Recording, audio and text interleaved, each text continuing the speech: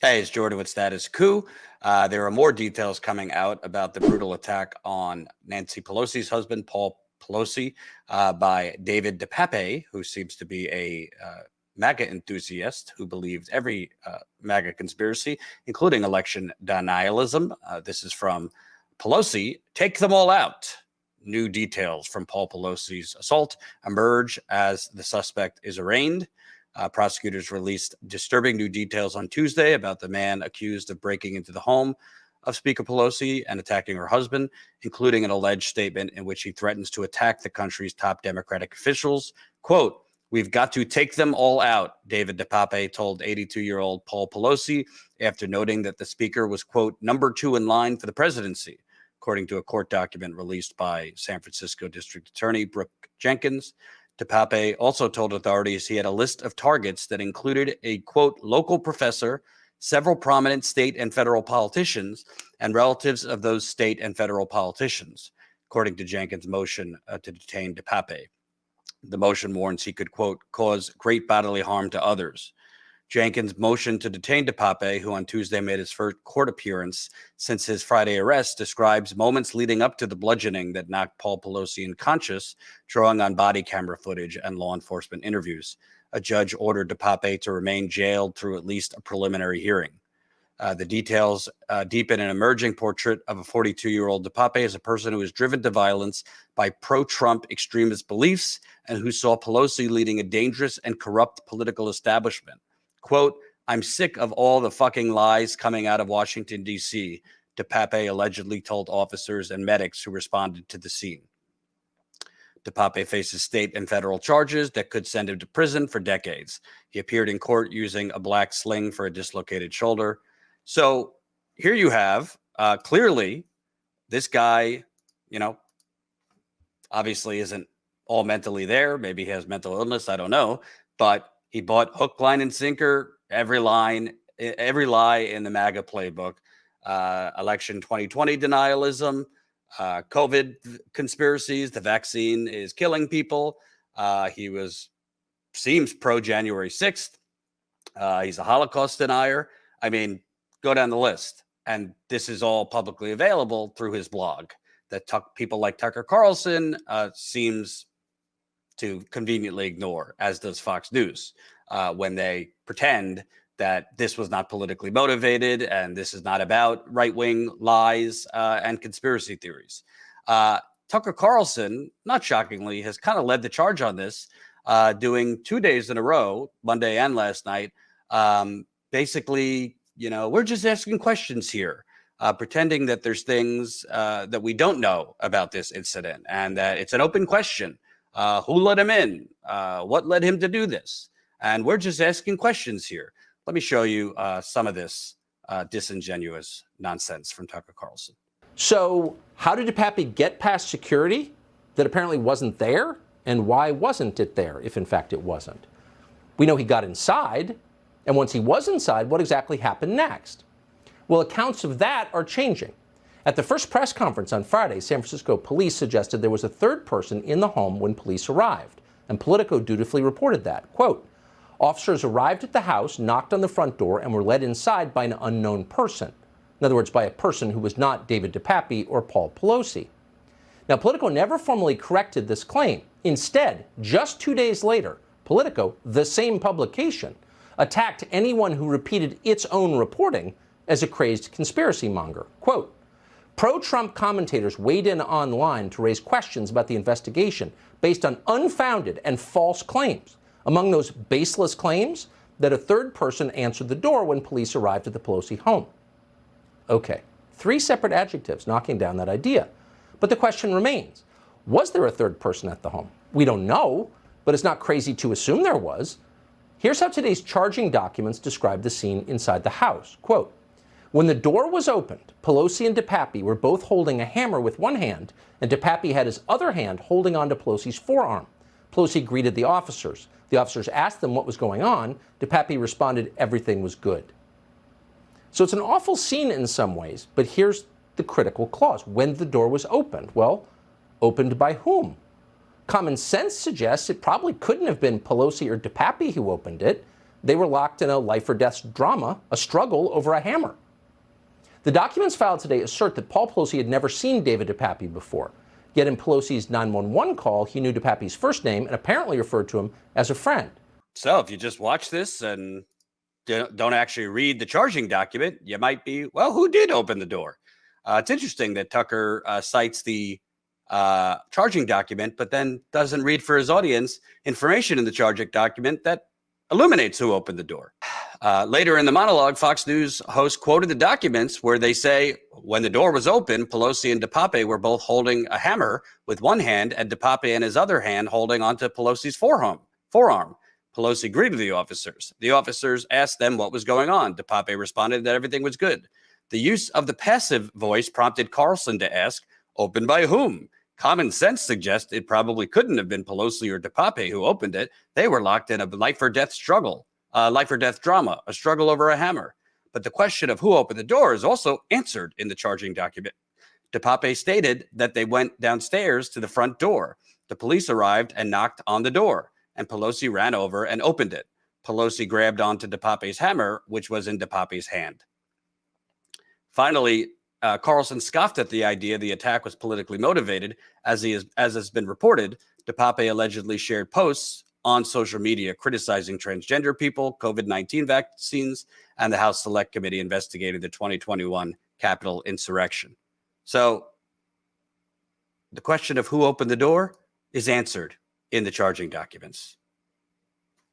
But Tucker Carlson seems to conveniently leave that out, as he does, as he leaves out the suspects and the attackers.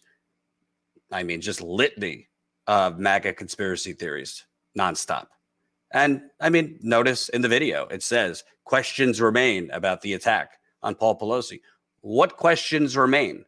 I mean, I'm as critical as they come of Nancy Pelosi. I'm a critical thinker.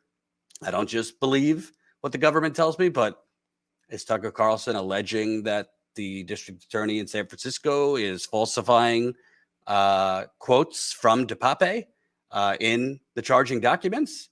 Is he alleging that she's lying in court documents, which is a crime?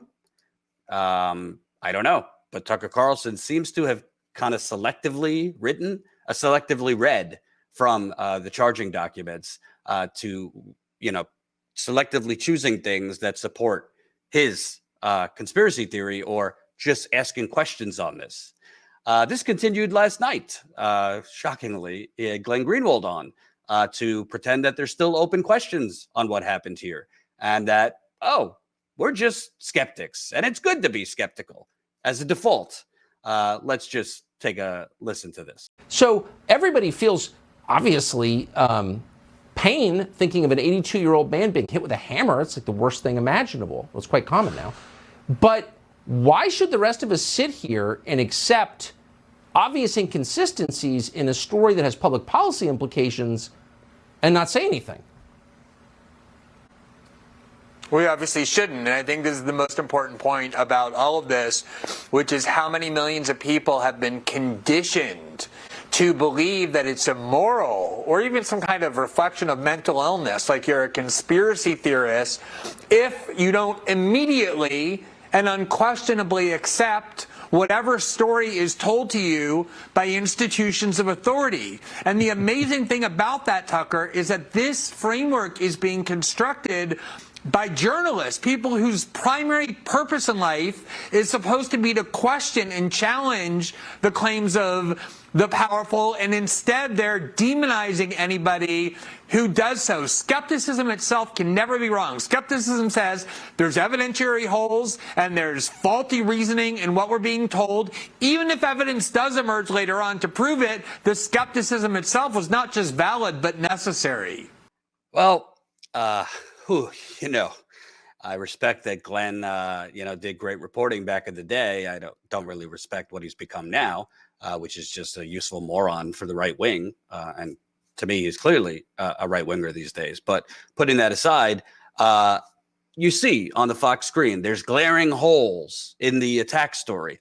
What would be the holes? Like, we know what this guy was posting. we know that he was an avid MAGA conspiracy theorist on several points: election denial, COVID, January 6th. He was an anti-Semite, a Holocaust denier. So that doesn't portend to it being politically motivated. Do you think he chose the Speaker of the House's home by coincidence? Just, looked on a map and, it just fell on that. I mean, obviously, yeah, there might be questions about, well, how did he get through the security system, et cetera, et cetera. But there's not always questions to be asked. Glenn is not correct that you should just not believe it by default.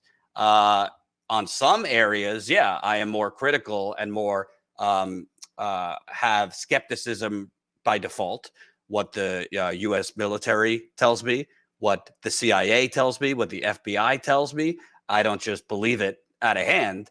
But there's a difference between being skeptical on all things by default and looking for things that aren't there, looking for holes that are not there, seeing holes that are not there, and pretending to your audience that we're just asking questions. No, you're trying to minimize what happened. You're trying to take the stink off what clearly was a MAGA-influenced political violent attack by saying there's glaring holes. It's right on screen. There's glaring holes in this story. So, I mean, I guess by insinuating that, you're suggesting that they're lying about what DePape said to Pelosi. They're lying about what DePape said to police as to what his motivations were, that they're misquoting him. Are they insinuating that his blog postings aren't really from him? I don't really know what holes they're talking about here.